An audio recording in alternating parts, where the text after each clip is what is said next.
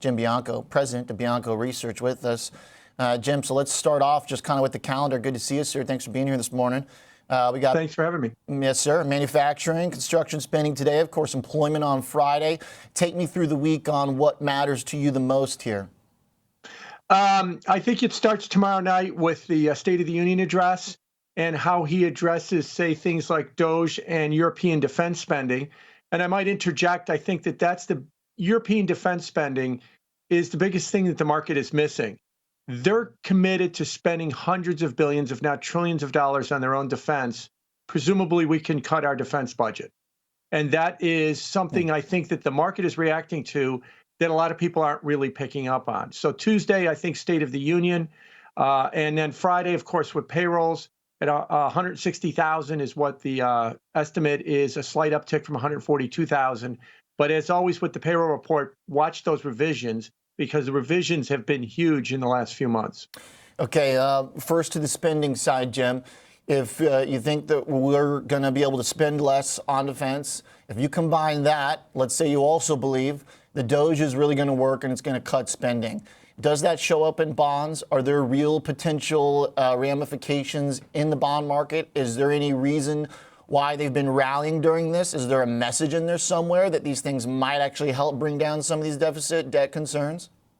Yeah, I think this is a cross-current story. What I mean by that is the bond market, I think, is rallying on the idea that less government spending means two things. It means a smaller deficit. It means maybe future supply reduces, and that's bullish.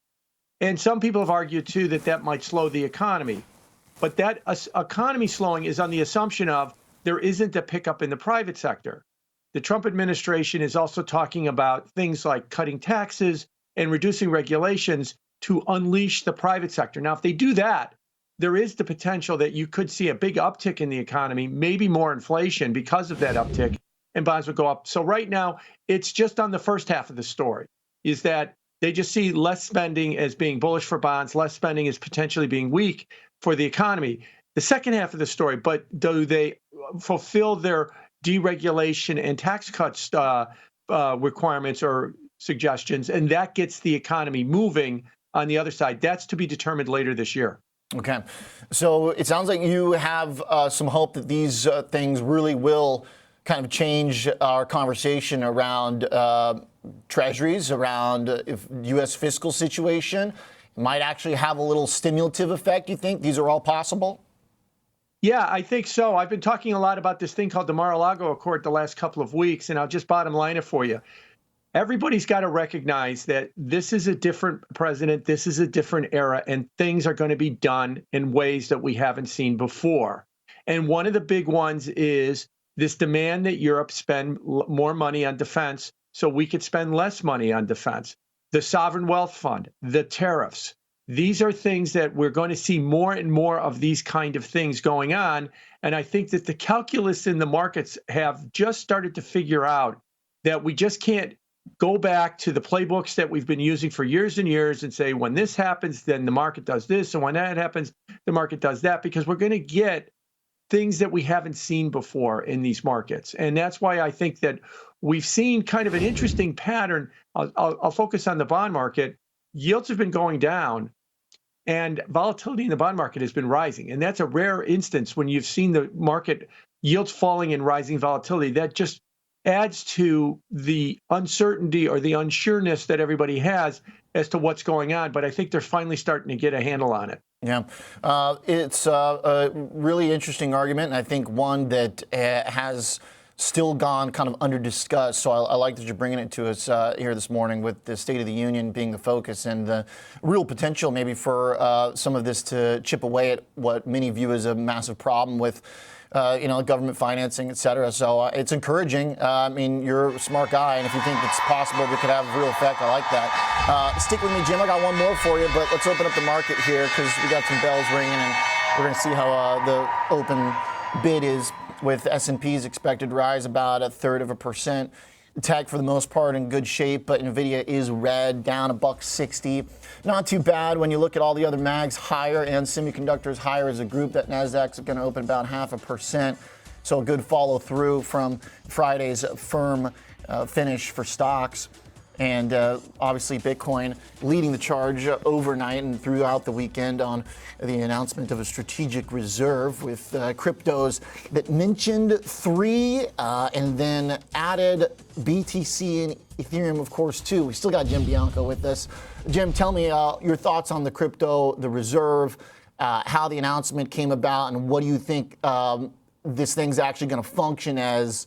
And the kind of in between the lines question is, all right, so are they going to be buying more of all these things, or does this just mean they're not going to sell off the coins that they've already got from seizures, et cetera? Take me through it. Yeah, so I guess the answer to your last part of your question is David Sachs, the crypto and AI czar for the White House, is going to host a conference on Friday. So I assume that on Friday we're going to get the exact answers to all of those questions. So we don't know what their plan is right now. To the first part of your question, yeah, it was, a typical ham-handed Trump set of tweets. He says we're going to do a crypto reserve, and then he mentions Sol, XRP, and ADA, which is Cardano. And then he has to follow up, about an hour later, go, oh, yeah, I kind of forgot BTC and ETH are in there too. No one knows. Yeah, it was. And no one knows what to make of this because, XRP and Cardano or ADA have never been mentioned before. And those tokens were up, between 30 and 70% yesterday alone. Don't a lot of people in the crypto community still think that XRP is not in their same caliber? Yeah, but they didn't think it was going to be part of the crypto reserve, that was right, never part of the equation. People in the crypto world don't even see that as, it's a different structure. Right. And so, like I said, all these questions should be answered on Friday. But to the whole point of a crypto reserve, then there's the other issue too, as to what exactly does a crypto reserve mean? As you pointed out, does it mean they're just going to hold the coins that they already have, that they've gotten through Justice Department fraud and criminal investigations, or are they going to buy new coins? If they're going to buy new coins, that's a tough sell to tell people that, we're going to be cutting this and cutting that, and your mortgage rates are going to stay high. But don't worry, we're speculating in XRT and Sol, and we're going to make a lot of money for the government. I don't think that story is going to fly very well with the American public. And so I don't know how this thing is going to work out. And furthermore, the narrow definition of a reserve is something that the Federal Reserve owns that backs the dollar. Is that what we're talking about? Because that's going to require an act of Congress.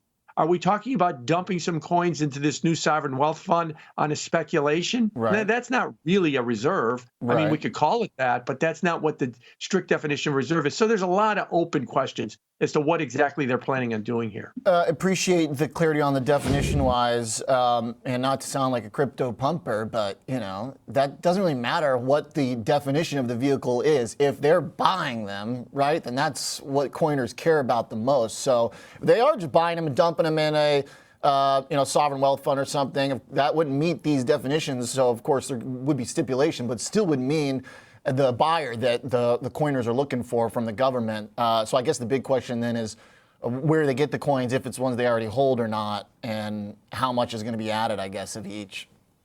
Yeah, and I would also caution. I don't think that a crypto reserve or cryptos being purchased as part of the sovereign wealth fund is a good idea in the long run. You're right that the degenerate gamblers are going to love the idea that they're buying and they're going to number go up and that's all they care about. Good. You better get out, because I think in the long run, this could destroy crypto if they're not careful. Let me put it to you this way. Centralizing it? Yeah. What is the point of crypto? Why did we create it? What is it supposed to do? It is supposed to be an alternative to the existing financial system, whether it's a store of value, a medium of exchange, or DeFi, an alternative financial system. If you're going to make it a division of the Treasury and turn all of the big crypto guys into executive vice presidents at the Federal Reserve, you haven't accomplished that. The government is going to swallow this thing up and they're going to have more control over it. Yeah, you're going to tell me that the production of crypto is decentralized, but the ownership is going to be highly centralized.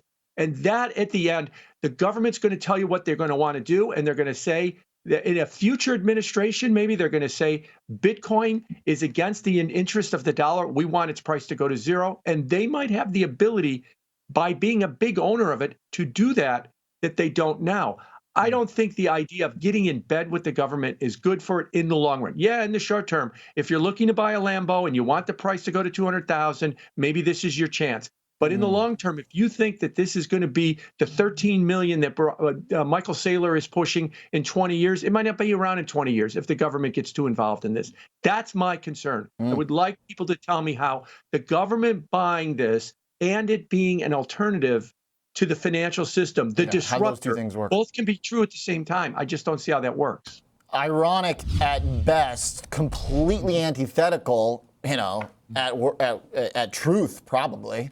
And it's not like you're an anti-crypto guy. You've been looking for real use of this. I mean, you had some blue eyes on your Twitter at some point, or looking for the I mean, I am not an anti-crypto guy. Yeah, I really do. Disappointed.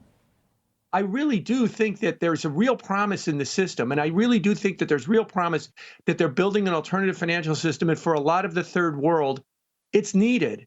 But having it be swallowed up by the United States federal government and potentially the Federal Reserve, it's not going to get you there. It's a one-time pump, and that's all you're going to get out of it. And the pain you're going to pay on the other side might not be worth it. Okay. All right. Noted. Sounding off on crypto. I think that's the clip they'll probably take. Thanks, Jim. Good to catch up, sir. Thank you. Thanks a lot for your thoughts. Thanks for taking us through the opening bell. Jim Bianco, president at Bianco Research. I like his thoughts on the State of the Union being the most important event of the week, too. Frankly, there's a lot on the calendar, and there's a lot of choices. So Jim's focus on the policy side, I think, is very important.